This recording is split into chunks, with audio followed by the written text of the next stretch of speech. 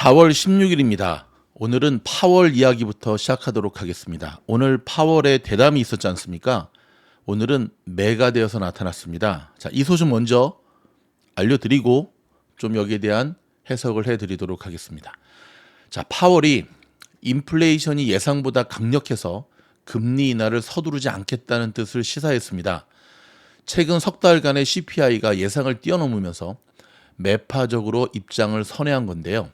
자, 파월의 발언 직후 통화정책에 민감한 미국채 2년물 금리는 장중 한때 마하 5%를 넘어섰습니다. 파월 의장은 오늘 워싱턴 DC에서 열린 캐나다 경제 관련 워싱턴 포럼에서 최근의 데이터는 인플레이션이 연준의 목표 달성에 진전을 보이고 있다는 더 큰 확신을 분명히 주지 못했다고 이같이 밝혔습니다. 그는 대신 그런 확신을 달성하기까지 예상보다 더 오랜 시간이 걸릴 가능성이 있음을 시사한다면서 당장은 노동시장의 강세와 지금까지의 인플레이션 진전을 고려할 때 제약적인 정책이 효과를 발휘할 시간을 주는 것이 적절하다고 설명했습니다. 파월 의장은 이어 우리가 직면한 위험에 대응하기에 정책적으로 좋은 위치에 있다고 생각한다고 말했고요.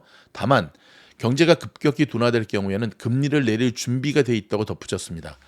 자, 이날 파월의 발언은 지난 3월 소매 판매 지표 하루 만에 나왔는데요. 미 상무부에 따르면 어저께죠. 소매 판매는 전월 대비 0.7% 늘어난 시장의 예상치 0.4%를 웃돈 것으로 나타났죠.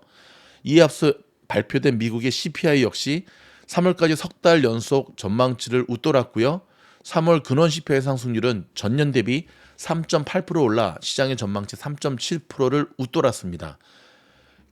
견고한 노동시장이 소비를 뒷받침하며 인플레이션 고착화 위험이 커진 가운데 파월의 입장이 종전, 비둘기에서 매로 변했다는 신호를 보낸 건데요.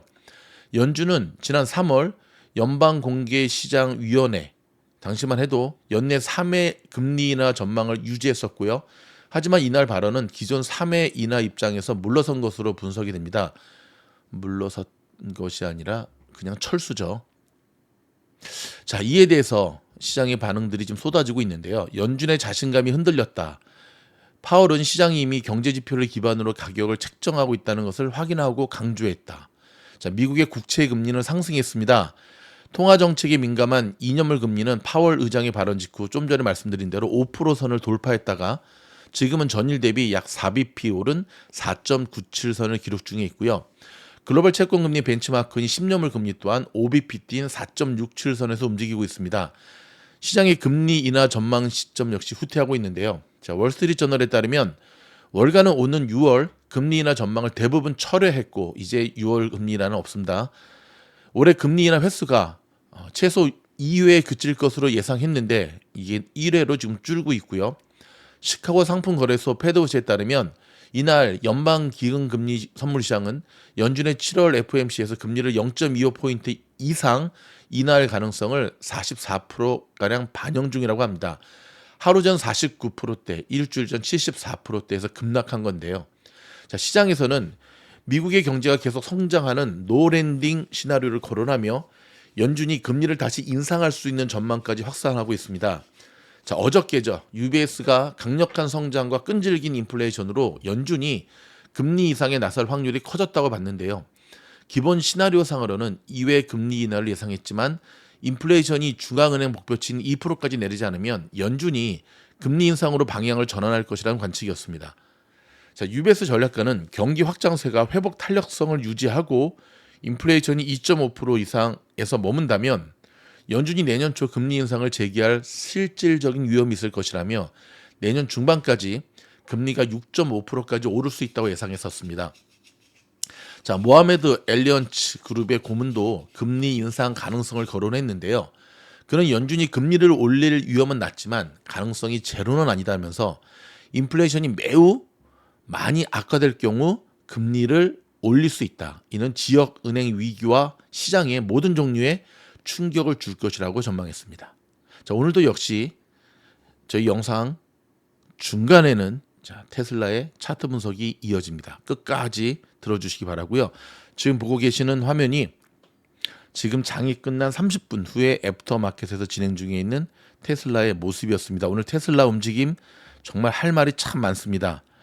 자, 파월이 참 파월이 이럴 줄 몰랐다가 아니라 이제는 왜 시장이 파월의 말을 믿지 않는지, 왜 시장이 연준의 말을 믿지 않는지 이제는 좀 알 것 같죠. 파월은 변호사 출신이잖아요. 연준 의장이 아니라 헐리우드 배우였으면 참 잘했을 것 같습니다. 어쩜 이렇게 요리 바꿨다 조리 바꿨다, 요기했다가 조리했다가, 참 변신의 귀재인 것 같습니다. 자, 그런데 여러분, 저희 미즈노래 커뮤니티 게시판에 보면 제가 실시간으로 이거 캡처해서 올려드리고 있잖아요. 그쵸? 여기 보면, 자, 보세요.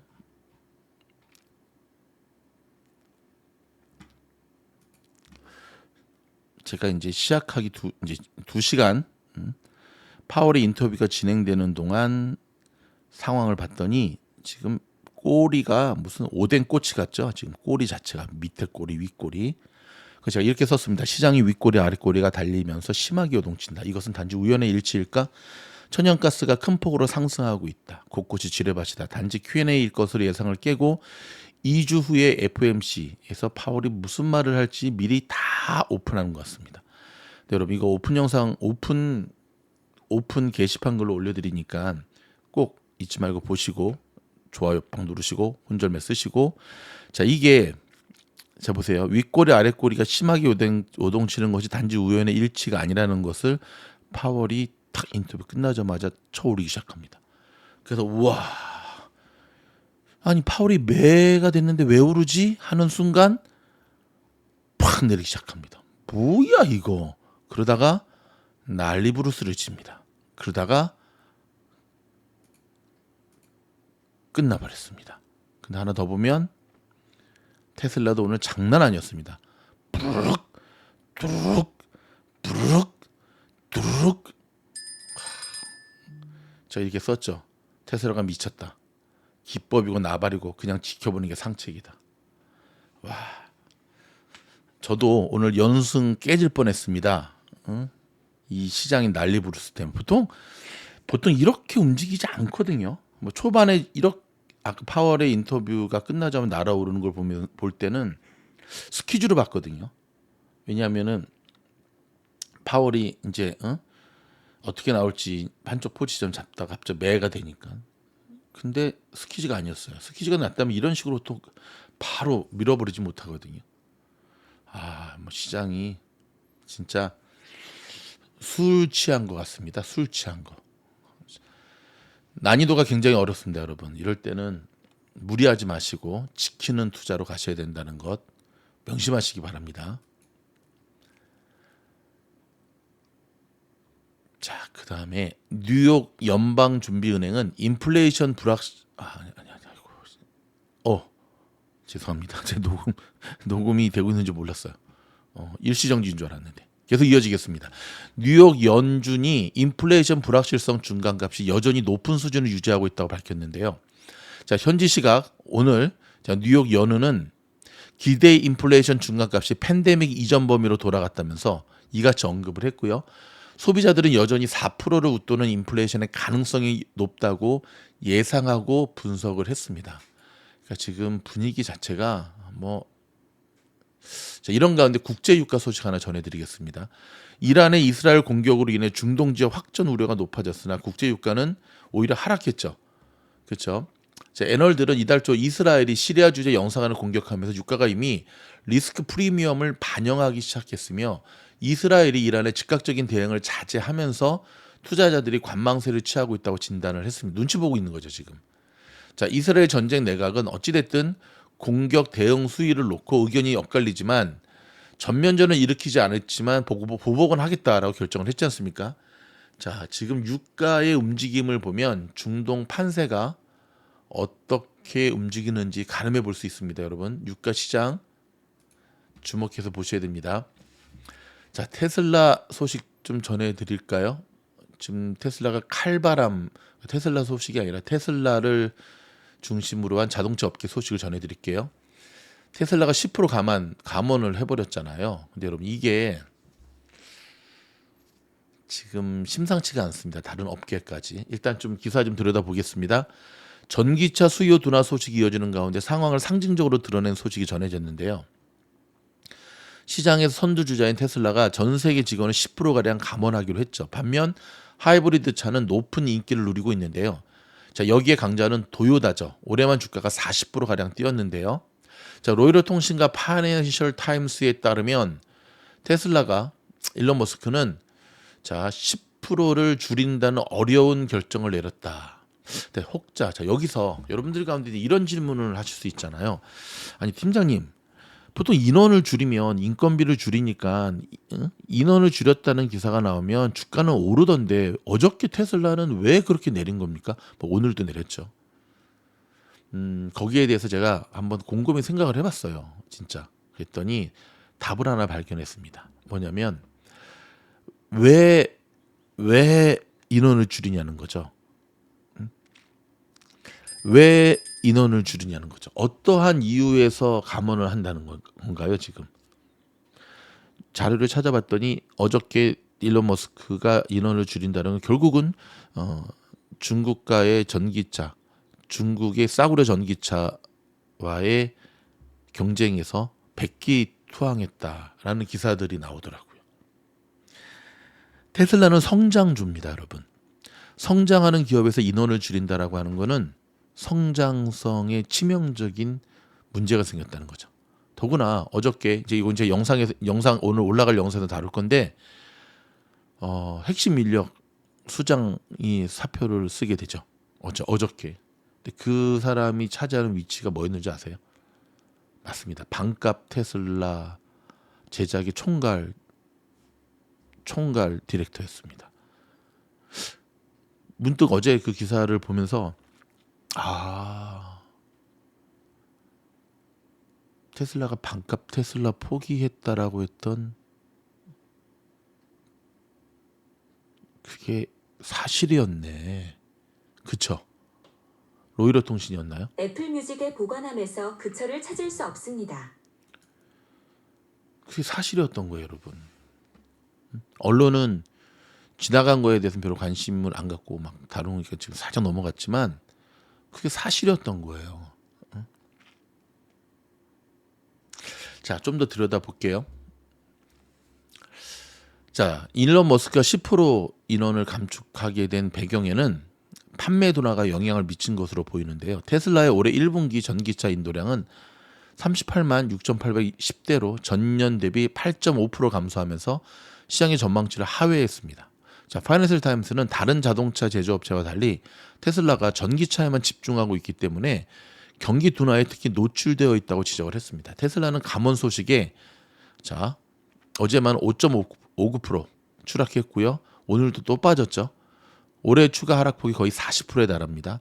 반면 내연 기관차와 전기차의 중간 형태인 하이브리드 카는 인기를 모으고 있죠. 자, 월스트리트저널에 따르면 미국의 하이브리드 카 판매량이 전년 대비 43% 급증한 데 반해 전기차 판매량은 2.7% 증가하는 데 그쳤다고 보도했습니다. 전기차는 지난 수년 동안 급격한 성장세를 보였으나 충전의 불편함과 비싼 가격 등으로 기세가 꺾인 분위기고요. 대안으로 떠오른 하이브리드카는 전기차에 비해 낮은 가격, 내연기관차에 비해서는 높은 연비, 주유의 편리함 등이 장점으로 꼽혔습니다. 이런 흐름은 글로벌 자동차 업계에서도 파문을 일으키고 있는데요. 전기차 전환을 서두르던 글로벌 자동차 제조사들은 전환의 속도를 재검토하면서 하이브리드카 라인 강화 쪽으로 방향을 틀었습니다. 예컨대 포드가 차세대 전기 픽업 트럭 F150 다음에 그거를 북미 전기차 출시 계획을 2년 연기하는 한편 2030년까지 미국의 출시 모델 전부의 하이브리드 버전을 제공한다는 계획을 밝혔죠.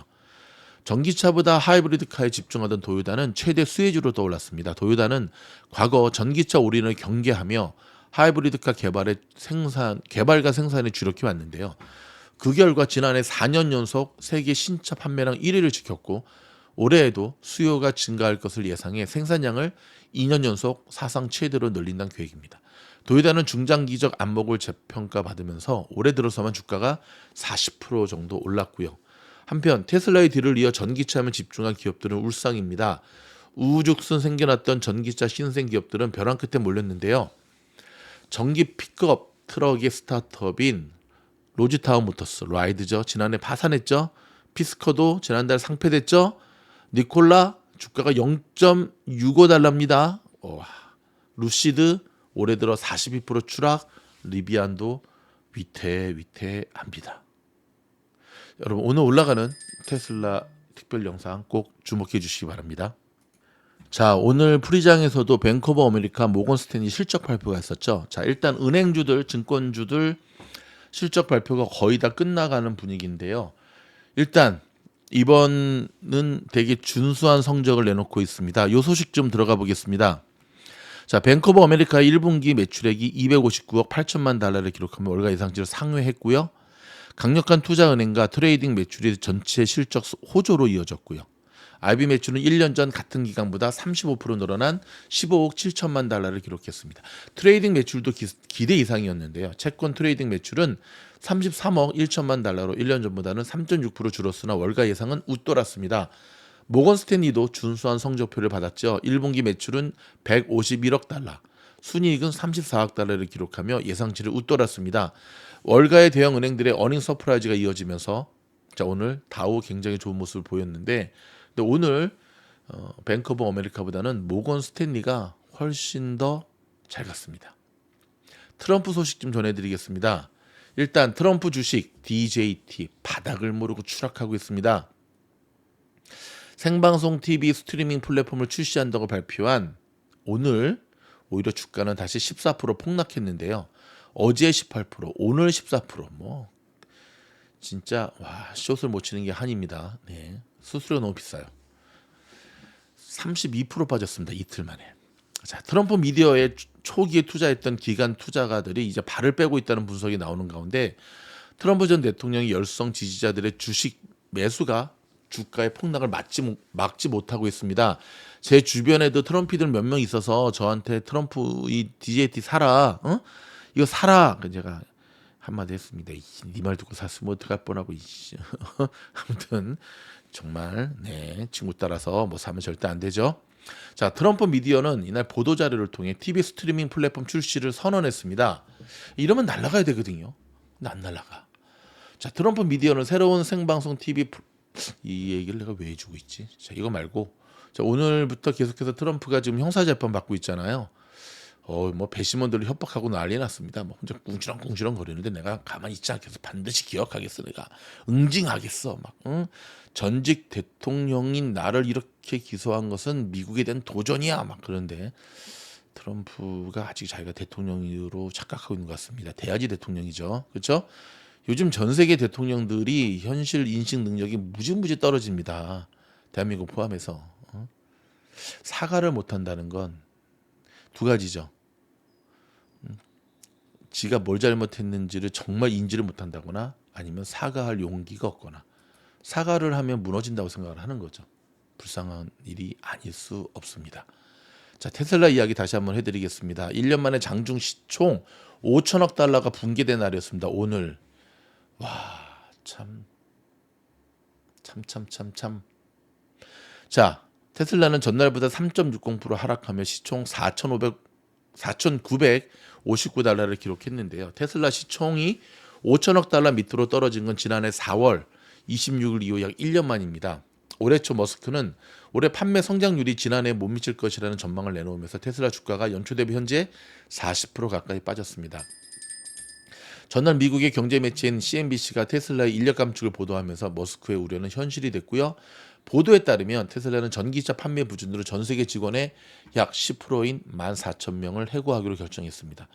실제 테슬라의 올해 1분기 인도량은 지난해 같은 기간과 비교해서 8.5% 감소했는데요. 분기 차량 인도가 줄어든 건 2020년 이후 처음입니다. 경쟁업체의 성장도 테슬라 주가의 발목을 잡고 있죠. BYD는 2년 연속 테슬라의 생산량을 앞질렀고요. 중국의 스마트폰 제조업체인 샤오미는 지난달 첫 전기차를 출시하면서 테슬라의 모델 3보다 저렴한 가격에 판매할 것이라고 밝혔습니다. 이에 시장의 눈은 오늘 23일 딱 일주일 남았습니다. 발표되는 테슬라 1분기 기업 실적에 쏠리고 있습니다. 테슬라 좀 마음이 아프네요. 그렇죠?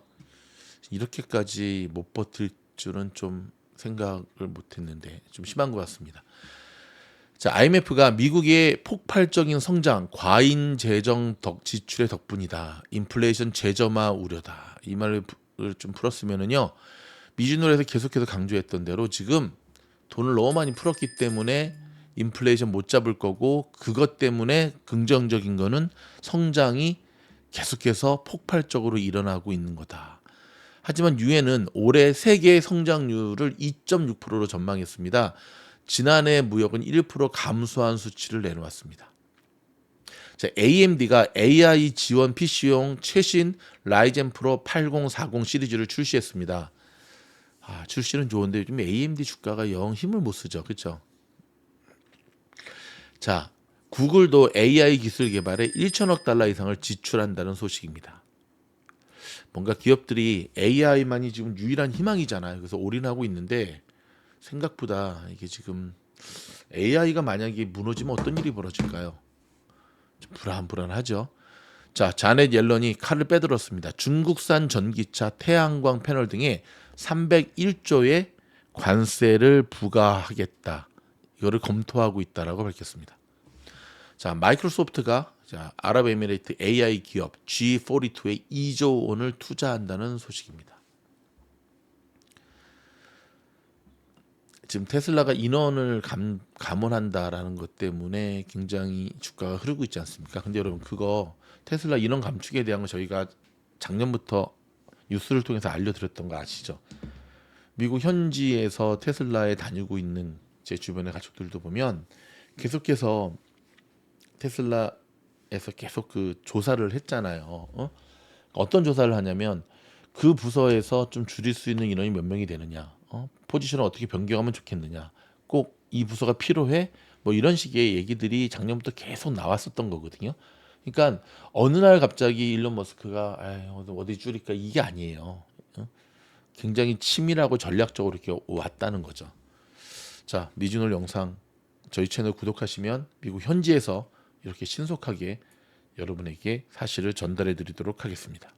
자, 이스라엘 소식 들어온 거 좀 알려드리겠습니다. 이란에 대한 보복 공격을 준비하고 있는 이스라엘이 내분을 겪고 있는 것으로 보입니다. 전쟁을 시작한 이후 실정을 만회하려는 베냐민 네타냐후 총리와 나머지 군부 지도자급들이 대립하고 있다는 지적인데요. 자, 월스트리트저널에 따르면 네타냐후 총리와 유아프 갈라튼 국방장관, 전 이스라엘군 사령관인 베니 간츠 사이의 관계는 상당히 악화된 것으로 보여진답니다. 전쟁 내각의 고두 3위는 적에게 어떻게 결정적인 군사적 압박을 가할 것인지, 이스라엘의 인질들을 구출할 것인지, 전후 시대를 통치할 것인지를 두고 상당한 이견을 보이고 있다고 합니다. 현재 가장 시급한 결정은 이란에 대한 보복 공격인데요. 이스라엘 영토에 대한 최초의 직접 공격에 어떻게 대응할 것인가입니다. 자, 이 대응은 그 자체로 이스라엘과 무슬림 국가들의 세계대전을 유발할 수도 있는데요. 미국이나 서방 국가들이 가장 우려하고 말리는 이유이기도 하죠. 전직 이스라엘 장군이자 국가안보보좌관인 기오라 아일랜드는 3인 체제의 신뢰 부족은 매우 명백하고 심각하다고 지적을 했고요. 일단 최장수 총리인 네타냐후는 점점 더 혼자서 가자 전쟁을 지휘하려고 노력하고 있다면서, 반면에 갈란트와 간츠는 네타냐후를 결정해서 제외시키려고 노력하는 것으로 알려졌습니다. 특히 간츠는 10년 전 하마스에 맞서 이스라엘의 마지막 주요 전쟁을 이끈 장본인인데요. 그는 전쟁 직전까지도 네타냐후를 축출하려던 인물이었습니다. 이스라엘 내에서는 이달 초 수만 명이 총리의 전쟁 수행에 반대하는 시위를 벌인 후에 9월 조기 선거를 요구했죠. 간츠가 이끄는 세력은 네타냐후가 이끄는 정부에서 그의 역할에 좌절감을 느끼고 있다고 합니다. 3인이 이끄는 전쟁 내각은 최근 보복 공격을 논의했지만 시기와 규모, 장소는 모호하게 지금 나오고 있고요. 특히 이들의 직접적인 대응이 나오지 않는 까닭은 바이든 대통령이 이스라엘의 어떠한 대응에도 주의를 기울일 것을 촉구하면서 이란 땅에 대한 이스라엘의 공격에 미국은 개입할 가능성이 없다고 배제했기 때문입니다. 현재 3인 가운데 가장 매파적인 인물은 갈란트인데요. 전쟁이 시작되었을 때 그는 이란의 레바논 동맹국인 헤즈볼라에 대한 선제 공격을 주장했죠. 전현직 이스라엘 관리들에 따르면 네타냐후는 주요 결정에 대해 갈란츠와 간츠를 배제하고 있고요. 소식통들은 그가 가자지구로 들어가는 식량과 물품을 통제하기 위해 국방장관을 거치지 않고 자신의 사무실에 직접 보고할 인도주의적 지원 담당자를 임명하는 것을 고려하고 있는 것을 전해졌습니다. 3인은 수년 동안 라이벌 관계를 유지해 왔는데요. 자, 여러분, 지금 이스라엘에서는 보복하겠다라고 하는 결정 이외에 구체적으로 어떻게 그리고 언제 어떠한 방법을 통하여라고 하는 것들은 전혀 지금 밝히지를 그러니까는 오픈하지 못하고 있는데, 그게 이제 극비 보안이라서기보다는 그렇죠, 아직 결정된 게 없기 때문에 그래요, 여러분. 이게 참 이스라엘의 그 내분도 참 쉽지가 않네요, 그렇죠? 참 어릴 때 학교에서 배울 때는 똘똘 뭉친다더니 다 개뻥이었습니다. 자, 미국의 로컬 소식 좀 전해드리고 그 다음에 테슬라의 차트 분석을 끝으로 마무리하도록 하겠습니다. 자, 연준의 기대 인하 금리 인하 기대가 줄어들고 중동의 지정학적 위험이 고조되면서 지금 뭐 달러 환율은 치솟고요. 1,400원까지 올랐죠. 17개월 만이랍니다. 그렇죠? 자, 캘리포니아에 거주하는 한인 5명 중 1명이 자살 충동을 느낀 적이 있다는 충격적인 조사가 나온 가운데 올해 들어 LA에서만 최소 11명의 30에서 50대 한인들이 스스로 목숨을 끊은 것으로 밝혀졌습니다. 5명 중 1명이 자살 충동을 느낀 게 아니라 5명 중 4명이 아마 느꼈을 겁니다. 외국에서 산다는 것이 쉽지가 않죠. 예. 해마다 증오범죄가 증가하고 있고 처벌도 크게 강화됐지만 정작 증오범죄에 대한 처벌은 제대로 이루어지지 않은 것으로 나타났습니다. 유죄 판결을 받은 비율은 고작 2%에 불과했습니다. LA를 방문 중이던 여행자가 홍역 감염자로 추가 확인되면서 지역 내 확산 우려가 커지고 있는데요. 미국은 물론 전 세계에서 홍역이 번지고 있어 백신 접종에 적극 동참해 줄 것을 밝혔습니다. 자, USC는 오는 5월 졸업생과 가족 등 6만 5천 명이 넘는 사람들이 모이게 될 졸업식에서 안전을 이유로 친팔레스타인 졸업생 연설을 금지하는 전례 없는 조치를 취했습니다. 이거 참. 자, 미국 경제가 소프트 랜딩, 즉 연착륙에서 노 랜딩, 즉 착륙하지 못하고 공중에서 선회하는 상황으로 급변하고 있어 올해 한 기준금리 인하가 한 번 혹은 아예 없을지 모른다는 쪽으로 급격 선회하고 있습니다. 지난해 4분기 전국 크레딧카드 연체율이 12년 만에 최고치를 기록했습니다. 특히 잇따른 기준금리 인상으로 이자율도 높아져 빚을 낳는 악순환이 지속돼 주민들의 부담이 가중되고 있습니다. 대기업 규제 강화와 기업과 고소득층에 대한 세금을 높이는 바이든 대통령의 경제 정책에 대한 지지율이 상승하면서 지난 한 달 동안 5%가 오른 41%를 기록한 것으로 나타났습니다.